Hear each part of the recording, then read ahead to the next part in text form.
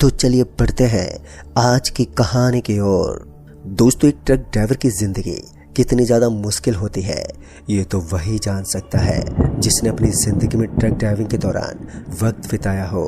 कुछ एक ऐसा ही हादसा मेरी ज़िंदगी के साथ भी जुड़ा हुआ है जिसके बाद मेरी ज़िंदगी पूरी तरह से बदल गई।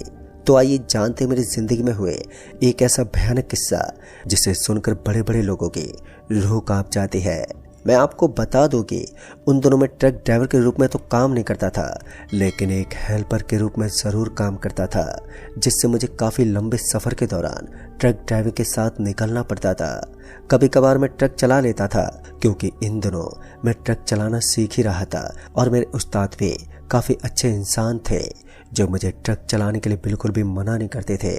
लेकिन आज तक मैंने कभी भी रात में ट्रक ड्राइव नहीं किया था। मुझे इतना ज़्यादा अनुभव भी नहीं था क्योंकि मुझे इस काम को ज्वाइन किए करीब 1.5 महीना ही हुआ था। लेकिन इस महीने के अंदर मैंने काफ़ी कुछ सीख लिया था। फिर एक दोपहर मुझे पता चला कि आज मैं अपनी ज़िंदगी का सबसे लंबा सफ़र तय करने वाला हूँ। जब मेरे उस्ताद जी ने मुझे बताया कि हम दोनों डिलीवरी करने के लिए मालघाटपुर जाने वाले हैं। यह गांव सुनने में जितना ज़्यादा अजीब लगता है, सच में उतना ही अजीब। हमने इस गांव के बारे में पहले काफ़ी छानबीन भी की क्योंकि हमारा सामान पहले कभी भी उस गांव के अंदर बिल्कुल भी नहीं गया था। हमारे मालिक ने बताया कि उस गांव के अंदर जाने के लिए हमें करीबन 13 या 14 घंटे का वक्त लग जाएगा और ये टाइम सिर्फ जाने जाने का था, यानी कि आते वक्त हमारा समय बिल्कुल इसी पर निर्भर होने वाला था। 14 घंटे के बजाय हमें आते वक्त 10 घंटे ही लग सकते थे क्योंकि आते वक्त ट्रक लोड नहीं होते थे, जिस वजह से हमें इतना टाइम नहीं लगता था। फिर उसके बाद मैं और मेरे उस्ताद जी आर्यन हम रात को निकलने वाले थे क्योंकि रात में ट्रक चलाना आसान होता है। दिन के अंदर ज़्यादा ट्रैफिक होता है पर रात में कहीं पर भी ट्रैफिक का नामो निशान नहीं होता, तो जिस वजह से बड़े बड़े सामान की डिलीवरी रात में होती है। हालांकि डर रहता है कि रास्ते में लूटमारी करने वाले न मिल जाए, क्योंकि ऐसा कई बार होता है कि ट्रक ड्राइविंग करते वक्त ट्रक लूट ली जाती है। फिर उसके बाद मैंने इन चीज़ों को ज़्यादा सीरियसली नहीं लिया और अपनी ट्रक को लेकर हम रात के करीबन 8 बजे के आसपास वहाँ से निकल पड़े। उन दोनों ठंड का मौसम था तो रात काफ़ी लंबी होती थी और सुबह के 10 या 11 बजे के करीब हमारी डिलीवरी पूरी होने वाली थी। इससे पहले मैंने करीबन 7 से 8 घंटे के अंदर किए थे, लेकिन आज का सफ़र मेरी ज़िंदगी का सबसे लंबा सफ़र होने वाला था। हम दोनों ने सफ़र करने से पहले ही अपने अपने टिफ़िन के अंदर खाना पैक करवा लिया था, जिस वजह से मुझे काफ़ी हद तक संतुष्टि मिल गई क्योंकि मैं बाहर का खाना नहीं खाता था और ना ही मेरे उस्ताद आर्यन, जिस वजह से हम दोनों ही अपना अपना खाना पैक करवा कर घर से लेकर आते थे। वो क्या था कि रात का खाना खाने के बाद भी हमें कभी कभार भूख लग जाती थी और उसी खाने को हम लोग रात के 1 या 2 बजे के आसपास खा लिया करते थे। धीरे धीरे वक्त बीतता गया और इसी बीच एक ढाबे के पास पहुंचे हम। हमें ढाबे से कोई लेना देना तो नहीं था, लेकिन बाद में हमने सोचा कि यहीं पर अपनी ट्रक को थामकर खाना वाना खा लेते हैं। उस वक्त शायद रात के 12:30 हो रहे थे। इसी बीच मैं अपने टिफ़िन को खोलकर खाने को देखने लगा तो मैंने देखा कि टिफ़िन के अंदर अब जो खाना रखा हुआ था अब वो एकदम ठंडा हो चुका था। अब तो मेरा बिल्कुल भी मन नहीं कर रहा था कि मैं इस खाने को खाऊं। अभी मैं खाना खाने के लिए बैठा ही था कि तभी मेरे उस्ताद आर्यन ने कहा, अरे सुनो यार, आज मैं अपना खाना लेकर नहीं आया। दरअसल आते वक्त मैं अपना टिफ़िन घर पर ही भूल गया हूँ, तो हम एक काम करते हैं, हम तुम्हारे खाने से आधा आधा कर लेते हैं। इस पर मैंने कहा, अरे हाँ उस्ताद, क्यों नहीं, ले लीजिए, खाइए ना। फिर उसके बाद हम मिलजुल कर खाना खाने लगे और तभी आर्यन जी ने कहा, यार तुझे नहीं लगता ये जगह कुछ ज़्यादा ही सुनसान लग रही है? बगल में ढाबा भी बना हुआ है, लेकिन इसके बाद भी पता नहीं क्यों आजू बाजू मुझे कोई नज़र नहीं आ रहा।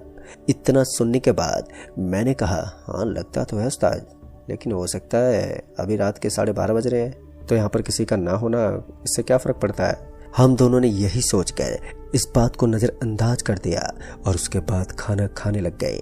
तभी हमारे ट्रक के दरवाजे पर अचानक एक खटखट होने लगी और जैसे मैंने ट्रक की विंडो से झांकते हुए बाहर की तरफ देखा तो इस बार मैंने पाया कि मुझे वहाँ पर एक आदमी नजर आ रहा था और उस आदमी के हाथ में एक प्याला था।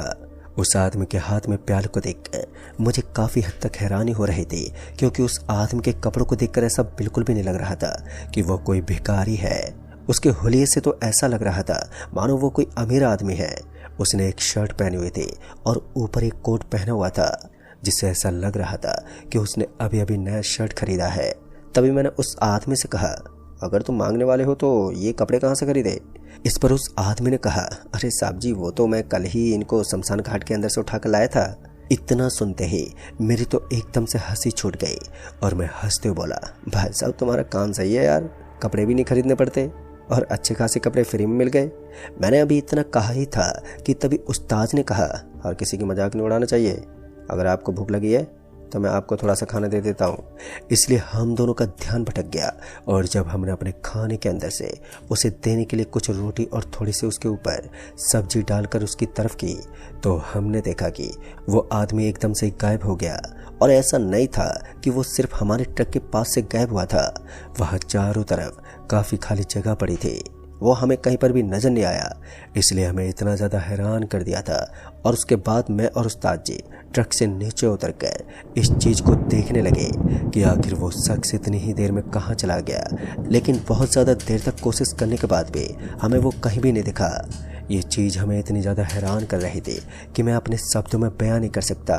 उसके बाद हम जैसे हमारे हाथ में जो उस आदमी के लिए रोटी थी उसे लेकर वापस से लौटे तो हमने देखा कि अब वो रोटी मांस के टुकड़ों में बदल चुकी थी।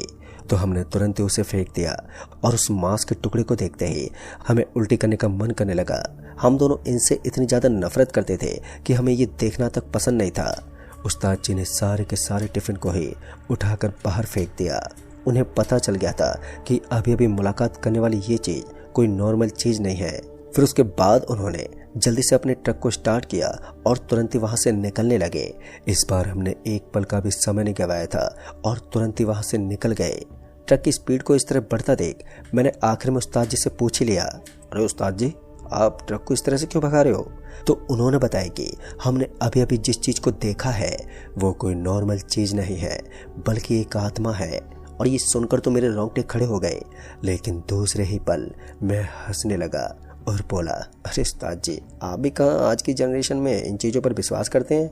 भूत प्रेत आत्मा से कुछ नहीं होता, ये तो सब कहने की बातें हैं। बस मैंने इतना कहा ही था कि तभी उस्ताद जी ने ट्रक को किसी आदमी के अंदर ठोक दिया और जैसे ट्रक किसी आदमी से टकराई तो एक धमाका होने की आवाज़ आई और उस आवाज़ को सुनते ही मेरा दिल दहल गया। तभी उस्ताद जी ने कहा, डरने की कोई बात नहीं है, जिस चीज़ से ट्रक टकराई है वो कोई इंसान नहीं है बल्कि एक भूत है।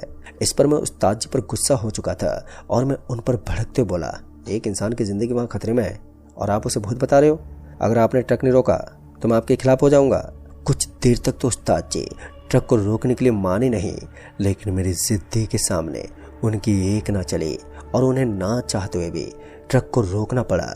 ट्रक के रोकते ही मैंने जल्दी से ट्रक का फाटक खोला और उसके बाद ट्रक से नीचे उतरकर जल्दी से उस तरफ भागने लगा जिस तरफ एक आदमी का एक्सीडेंट हुआ था। मेरे पीछे पीछे उस्ताद जी भी आ रहे थे, हालांकि वो मुझे उस तरफ जाने से मना कर रहे थे, लेकिन मैंने उनकी एक ना सुनी और जल्दी जल्दी भागते हुए मैं उस जगह पर पहुंच गया जहां पर मुझे वो जोर का धमाका सुनाई दिया था।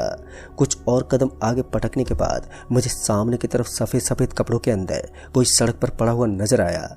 अभी मेरा ध्यान उसकी तरफ ही था कि तभी उस्ताद ने पीछे से आवाज़ देते हुए कहा, लगता है तुम्हें सड़क के ऊपर सफ़ेद सफ़ेद कलर का कुछ नज़र आ रहा होगा, लेकिन याद रहे वो कोई इंसान नहीं है बल्कि एक आत्मा का कफन है।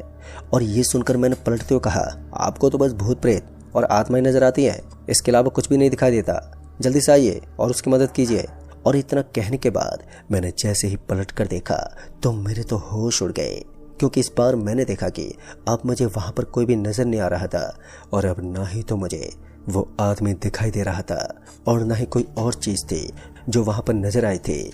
एकदम गहरा सन्नाटा पसरा हुआ था, ऐसा लग रहा था कि वहाँ से सब कुछ एकदम से ही गायब हो गया है। फिर एक बार मुझे एक गहरा सदमा लगा और तभी उस्ताद जी ने आवाज़ देते हुए कहा, जितना जल्दी हो सके वहाँ से निकलो, मैं तो निकल रहा हूँ यहाँ से। इतना कहते ही वो वहाँ से निकल पड़े। मैंने भी तुम दबाकर उनके पीछे पीछे भागना शुरू कर दिया और इस बार मैं रोके नहीं रुका और जल्दी से भागते उनके पास पहुँच गया। हम दोनों ट्रक के अंदर बैठने ही वाले थे कि तभी हमारी ट्रक एकदम से खुद पे खुद ही चलने लगी और ट्रक को इस तरह चलता देखकर हमारे तो होश ही उड़ गए थे। उस्ताद जी ने कहा, मैंने तुम्हें पहले ही कहा था कि उस तरफ मत जाना, लेकिन तुमने मेरी बात ही नहीं मानी और अब हमें इस चीज का भुगतान करना होगा।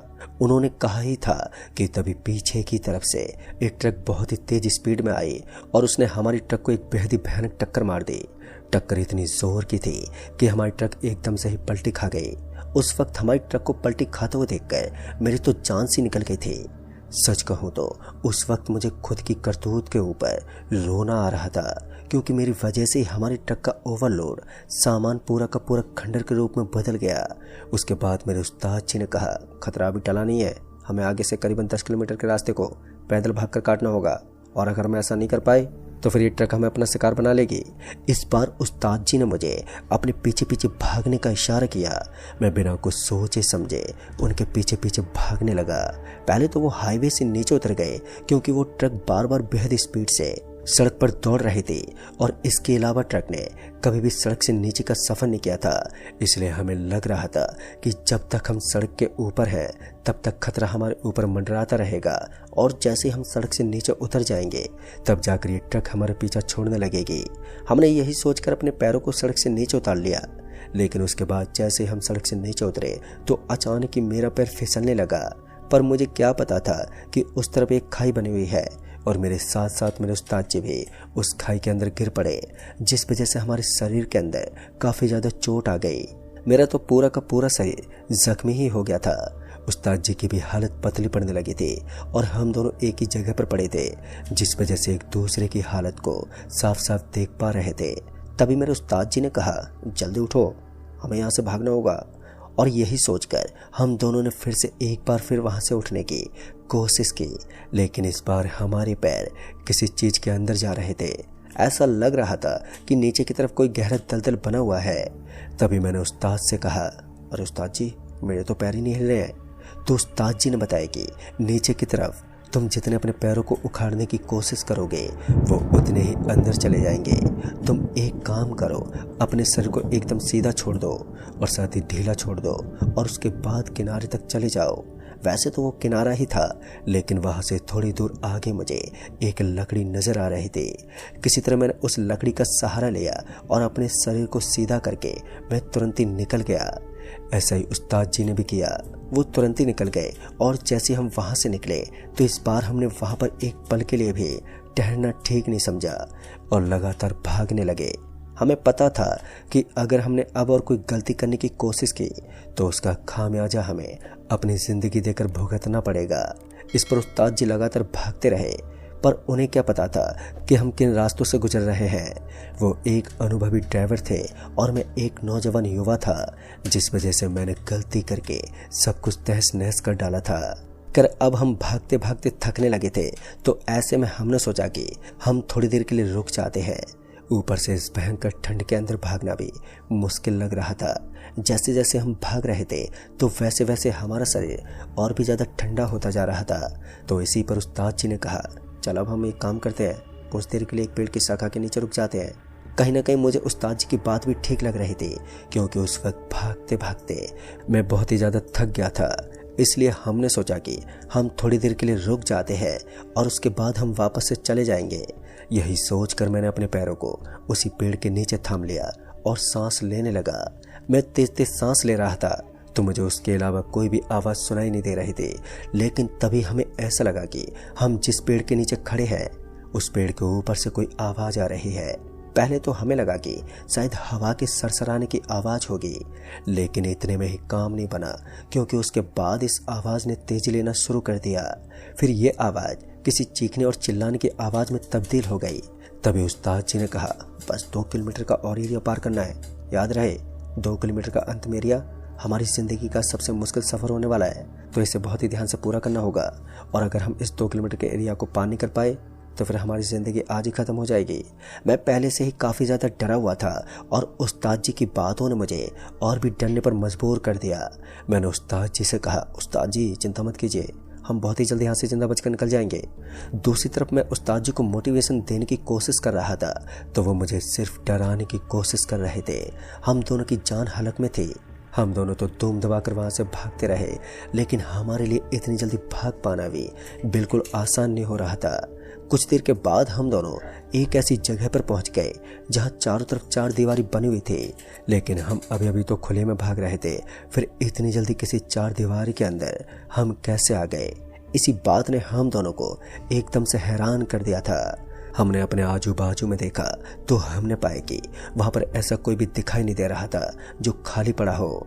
हमारे चारों तरफ एक ऐसा कुछ बना हुआ था जो किसी कमरे की तरह लग रहा था, लेकिन वो कोई कमरा भी नहीं था। इस बार मैंने इस बात को ज़्यादा सीरियसली लेना बेहतर नहीं समझा, क्योंकि उसके बाद मेरी और उस्ताद जी की नज़र उसी चार दीवार के बगल में नजर आने वाले एक दरवाजे पर पड़ी। मैं उस दरवाजे से होता हुआ बाहर निकलने लगा, तभी उस्ताद जी ने मुझे टोकते हुए कहा, अरे पागल हो क्या, वो रास्ता हम दोनों को किसी दूसरी दुनिया में लेकर जाता है, इसलिए हमें भूल कर भी उसके अंदर नहीं जाना है। जैसा मैं कहता हूँ तुम सिर्फ वैसा ही करो।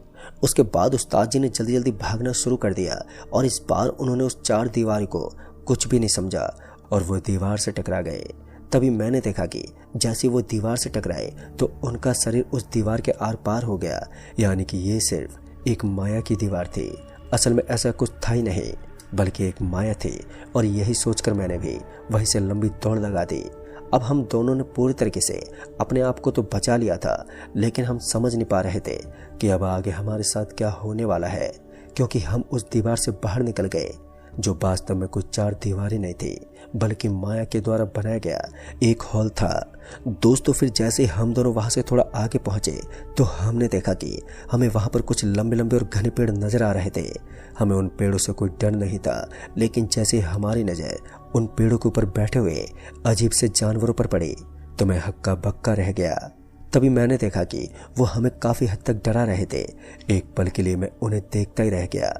फिर उसके बाद जब मैंने उन खोखर जानवरों के हाथ पैरों की तरफ देखा तो मैंने पाया कि उनके हाथ खून से सने हुए थे और उनके दांतों के ऊपर भी लाल लाल धब्बा सा लगा हुआ था। मैं समझ गया था कि ये कोई दानव है जो इतनी देर से हर किसी इंसान का इंतजार करते हैं और फिर उसको अपना खाना बना लेते हैं। मैंने अपने उस्ताद जी से कहा, भाई जिंदा बचना है तो यहाँ से भागते हैं। वैसे तो उस्ताद जी मेरे दोस्त ही थे, पर वो मुझसे बड़े थे तो मैं उनकी इज्जत करता था। इस बार हम दोनों ने उस पेड़ के नीचे से भागने के बजाय सड़क के ऊपर से लगातार भागना शुरू कर दिया। तभी उस्ताद जी को आवाज़ सुनाई देने लगी। उस्ताद जी ने बताया कि उन्हें कोई ऐसी आवाज़ सुनाई दे रही है जिस आवाज़ को सुनते ही बार बार उनके रोंगटे खड़े हो रहे हैं। तभी मैंने उनके पीछे पलटते हुए देखा तो इस बार सच में मेरे रोंगटे खड़े हो गए। अब तक का ये सबसे खतरनाक और डरावना नज़ारा था।